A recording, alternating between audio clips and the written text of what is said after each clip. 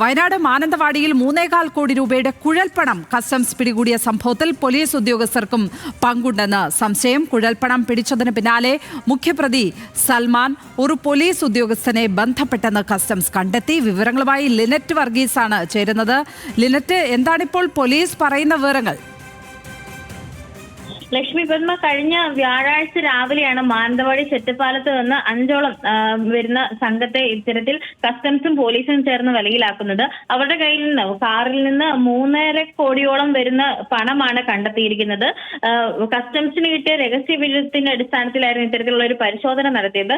ഇപ്പോൾ വരുന്ന വിവരം അനുസരിച്ചുകൊണ്ട് കുഴൽപ്പണക്കടത്തിൽ പോലീസിന് ഉദ്യോഗസ്ഥർക്കും പങ്കുണ്ടെന്നുള്ള സംശയമാണ് വരുന്നത്. മാനന്തവാടിയിൽ 3.25 കോടി രൂപയുടെ കുഴൽപ്പണമാണ് അവരിൽ നിന്ന് കണ്ടെത്തിയത്.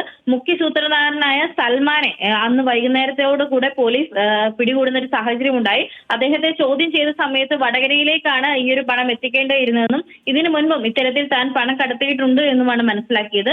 അതിനുശേഷം പോലീസ് നടത്തിയ പരിശോധനയിലും മറ്റ് ഫോൺ കോളിന്റെ ഒക്കെ അടിസ്ഥാനത്തിലാണ് വടക്കൻ കേരളത്തിലെ ഒരു പോലീസ് ഉദ്യോഗസ്ഥനുമായി ഇദ്ദേഹം ഈ കുഴൽപ്പണം പിടികൂടിയതിനു ശേഷം സംസാരിച്ചിരുന്നു എന്ന വിവരം പുറത്തു വരുന്നത്. എന്നാൽ ഈ ഒരു ഉദ്യോഗസ്ഥൻ ആരാണെന്നോ ഏത് പൊസിഷനിൽ ഇരിക്കുന്ന ആളാണെന്നോ ഇതുവരെ വ്യക്തമാക്കിയിട്ടില്ല.